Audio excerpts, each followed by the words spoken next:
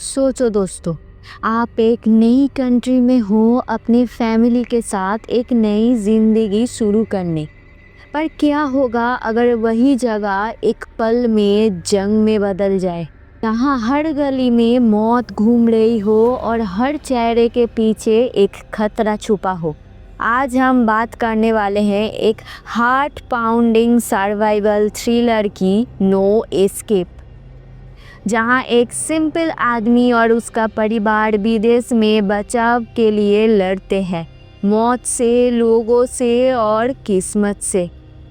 कहानी शुरू होती है एक अनजान साउथ ईस्ट एशियन कंट्री में, जहां सब कुछ पहले तो नॉर्मल लगता है। प्राइम मिनिस्टर एक अमेरिकन कंपनी कार्डिफ के रिप्रेजेंटेटिव से मिलता है, जो वाटर सिस्टम में स्पेशलाइज करती है। मीटिंग के बाद जैसे ही वो रिप्रेजेंटेटिव चला जाता है, एक आर्म्ड रेबेल ग्रुप एकदम से अटैक करता है और प्राइम मिनिस्टर की बही पर हथियार से गोली मारकर हत्या कर दी जाती है। इस घटना के 17 घंटे पहले यहाँ हम मिलते हैं कहानी के मेन कैरेक्टर से, जैक डॉर, एक आम अमेरिकन इंजीनियर जो कार्डिफ कंपनी के लिए काम करता है। वो अपनी बीवी एनी और अपनी छोटी बेटियों लूसी और बीस के साथ कंट्री में शिफ्ट हो रहे हैं, नई लाइफ शुरू करने। एयरपोर्ट पर उनकी मुलाकात होती है एक ब्रिटिश ट्रैवलर हैमॉन्ड और उसके लोकल दोस्त केनी रॉजर्स से। ये दोनों उन्हें एक फ्रेंडली राइड देते हैं उनके होटल तक। होटल पहुंचकर सब नॉर्मल लगता है, नए शहर की हल्की सी अजीब फीलिंग, पर डॉर फैमिली होपफुल है।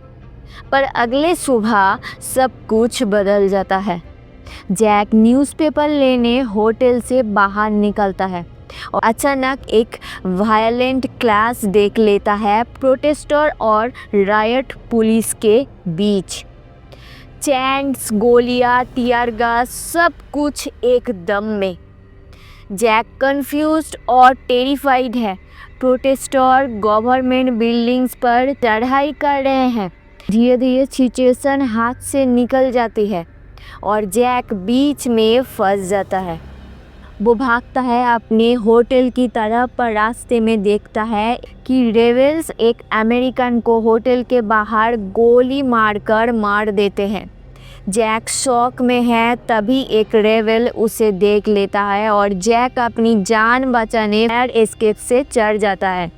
वो किसी तरह एक विंडो तोड़कर होटल के अंदर घुस जाता है। अंदर सीन और भी हॉरिफाइंग है। रेबेल्स ने होटल पर हमला कर दिया है, स्टाफ और फॉरेन गेस्ट को मार रहे हैं और सब जगह केओस है। जैक भागकर अपने रूम में पहुंचता है, पर एक और नई मुश्किल खड़ी है। उसकी बेटी लूसी नीचे स्विमिंग पूल में है। जैक बिना सोचे समझे नीचे दौड़ता है। रेबेल्स बस कुछ ही कदम दूर हैं। वो लूसी को उठा लेता है और बेयरली बचकर वापस ऊपर आता है, जहां एनी और बीज है। फैमिली फिर सबके साथ होटल के रूफ पर चढ़ जाती है। यहाँ बहुत सारे टेरिफाइड फॉरेनर्स इकट्ठे हुए हैं। नीचे सड़कों पर हजार हजार रेबेल्स चिल्ला रहे हैं, खून का पानी। जैक समझता है कि ये लोग फॉरेन कंपनीज के खिलाफ प्रोटेस्ट कर रहे हैं, जिन्हें वो अपनी पानी के सप्लाई चुराने वाला समझता है। उनकी कंपनी कार्डिफ भी इसी वजह से टारगेट बन गई है। तभी एक हेलीकॉप्टर आता है। सब सोचते हैं रेस्क्यू हुआ, पर नहीं, हेलीकॉप्टर पर रेबेल्स है जो रूफ पर लोगों पर फायरिंग कर देते हैं।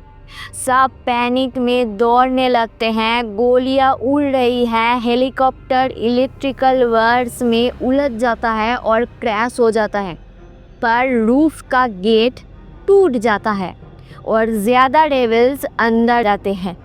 जैक फैमिली के साथ एक और बिल्डिंग पर जंप करता है, एक डेंजरस लीप ऑफ फेथ, पर वो बच जाते हैं।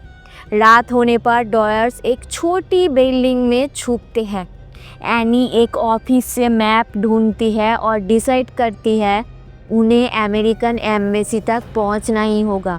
वो कुछ लोकल कपड़े पहनते हैं ताकि पहचाने ना जाए और एक स्कूटर चुरा कर निकल पड़ते हैं।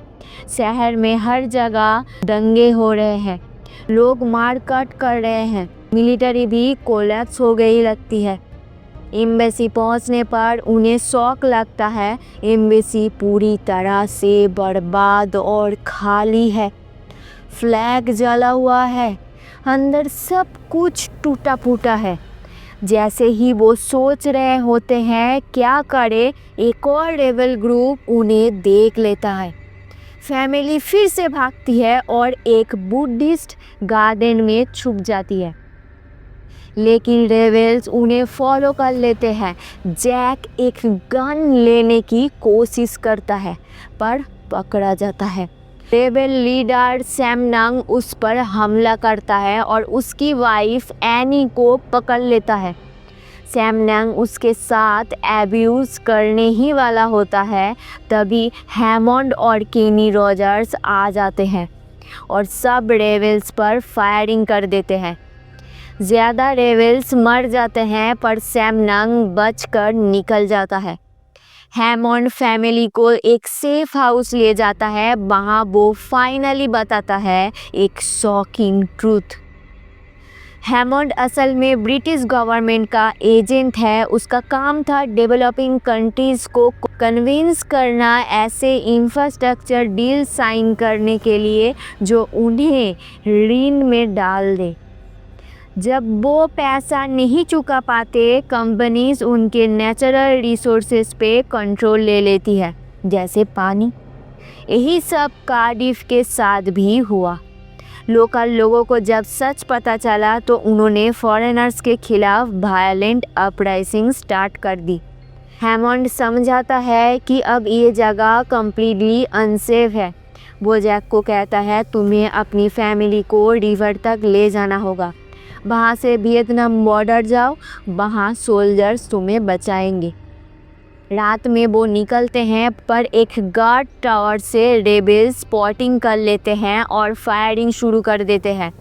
केनी वहीं पर मर जाता है। हैमंड भी सिवियरली इंजर्ड होता है। हैमंड ट्रक के सामने जाकर अपने आप को सेक्रीफाइस करता है ताकि फैमिली बच जाए। जैक और एनी दोनों इमोशनल है पर अब उनके पास वक्त नहीं। वो अपनी बेटियों के साथ नदी के पास पहुंचते हैं।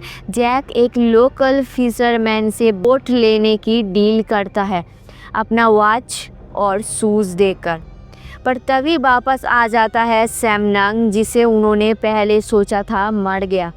सैम नंग और उसके आदमी उन्हें कैप्चर कर लेते हैं। जैक को ज़मीन पर घुटनों के बल बिठाकर गोली मारने ही वाले होते हैं, तब सैम नंग एक ट्विस्टेड एक्ट करता है।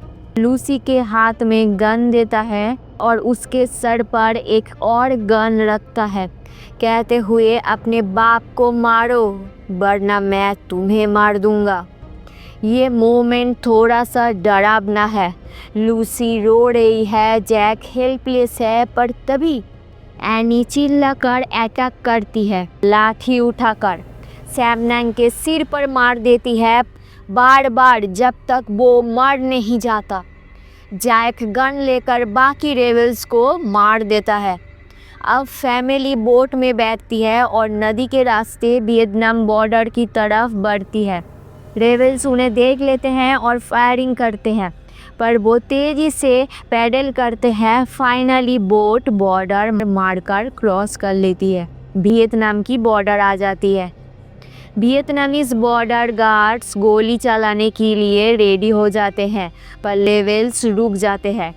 उन्हें वार्निंग मिलती है, अगर एक भी गोली चली तो ये एक्ट ऑफ वार माना जाएगा। रेबल्स गुस्से में चिल्लाकर वापस छोड़ देते हैं।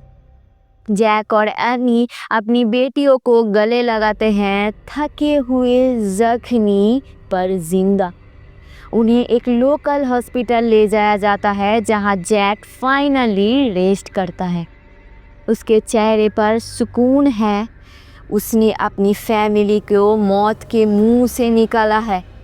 उन्होंने दुनिया की सबसे बड़ी सच्चाई देखी है।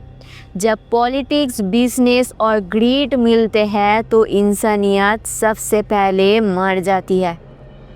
इस कहानी ने एक बात क्लियर कर दी, इंसान सबसे बड़ा फाइटर तब बनता है जब बात उसके परिवार की होती है। नो एस्केप सिर्फ एक सर्वाइवल स्टोरी नहीं बल्कि एक रियलिटी चेक है। कैसे कॉरपोरेट ग्रीड और पॉलिटिक्स आम लोगों की ज़िंदगी को नई जंग में बना देती है। दोस्तों, कभी कभी इंसान के पास सिर्फ एक चॉइस होती है, भागना। पर कब तक? सोचो, अगर तुम जैक की जगह होते तो अपनी फैमिली को बचाने के लिए किस हद तक जाते? आज के लिए नमस्ते।